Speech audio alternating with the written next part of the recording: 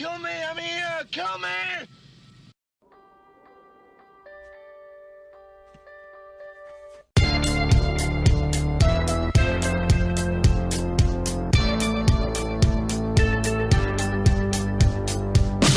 Hey everybody, this is Matthew Movies coming at you with my review of Stephen King's It, the 1990 adaptation that started off as a miniseries, despite the fact that a lot of people see it as a movie today because it's been principally released on DVD and tape since, so it's compacted into a tighter story. But I remember when it first came out, watching it on TV and recording it on VCR and going back and watching it a bunch of times, and I was super jazzed for this to come out. I had read the book and I was really excited to see how they were going to bring it to life, and I was reasonably pleased with the results. I'll say this. Basically, my point of view on this movie is that it's a tale of two films, and which actually kind of makes a lot of sense if you've read the book and you know the story, where the large portion of this movie or the series takes place back when there's a bunch of kids that are coming to a fight with this being that's destroying people in their neighborhood, including the younger brother of one of the main characters.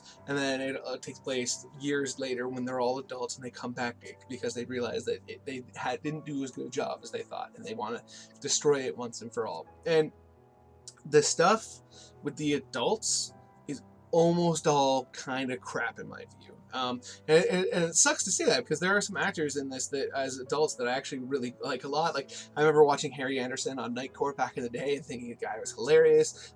John Ritter is amazing, of course. I always liked Annette O'Toole. There's definitely some really solid actors here, but for the most part, the most of the adult stuff isn't great, with the few exceptions. Like they're basically the only moments as adults that I think are any good at all, really, are when they first get back to Derry and they're showing them all the basically there was all these moments where each of them kind of come into the realization that it is there, and they have some level of interaction with it and Pennywise, and that stuff is all really good and fantastic. And the rest of them as adults, I think, sucks. The library sequence and the dinner sequence are both okay, but not fantastic. But a lot of the stuff is with them as adults is terrible. Some of the performances of the adults in this are really bad.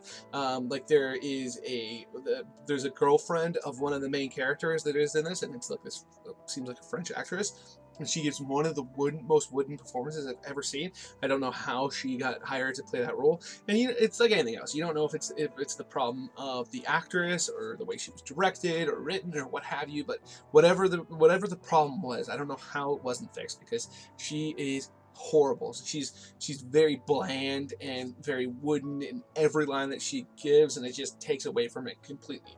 However, all the stuff of them as kids, I love. Like you really invest in all of those kids.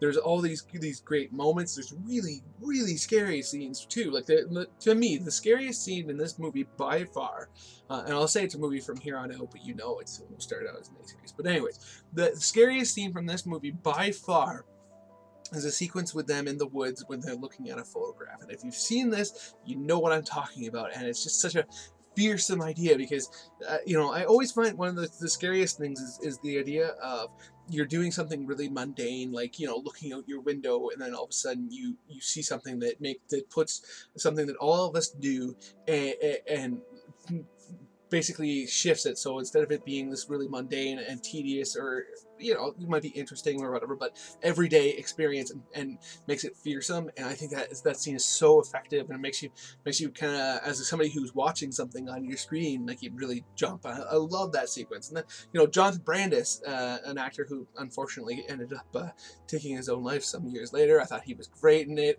Seth Green is a great Richie as a kid. Like, they're across the board, almost everything from their childhood I think is great, and almost everything of them as adults I think is really substandard. And obviously the performance that really steals the show here is Tim Curry as Pennywise. I mean, he is just so amazing. I know they're putting out a new It movie, and I'm very interested to see it. I'm really hopeful that it will be awesome, but I find it very difficult to think of anybody else playing Pennywise, because Tim Curry just, to me, owned that role. And to a large degree, it seems so out of his the things that you think of him from. Like, there's a movie that I love from back in the day called National Lampoon's Loaded Weapon 1 that's hilarious. You think of him in Rocky Horror Picture Show and stuff like that. You don't really think of him as being this like fearsome character, but from the moment you see him in the sewer at the beginning of the series, you're like, ooh, now that's good Pennywise, and like he rules this movie, and he's great in every scene he appears in, even with the adults. But to me, most of the adult stuff really lets this movie down. If I was gonna give it like a rating out of 10, I'd give it like a 7.5 or an 8 as an overall film. And then as the like, if you just took a lot of the adult stuff out, it would be like a 9 almost, because it's such a big gap between the two. And if you, on the other hand, if you took out all of the stuff with them as kids, I'd probably give this like a 5 or a 6. Like, to me, that stuff, a lot of that stuff is really bad. And then the ending of this is done really poorly. I mean, I'll say this: as someone who's read the book, I was very fascinated at the idea of how they were going to create the ending of it, and it's not super. Faithful to the book, but I also understand why it's not, because it'd be really hard to be, and it comes off as really cheesy. The effect that they use for the creature at the end looks pretty crappy for the most part, and there, I understand when it came out, and I love practical effects, but I think that could have been done much better. But it's a TV budget. I really am probably the most interested in Pennywise and the ending in the new movie, how they pull them off. But I thought it didn't work at all here. It just makes me go.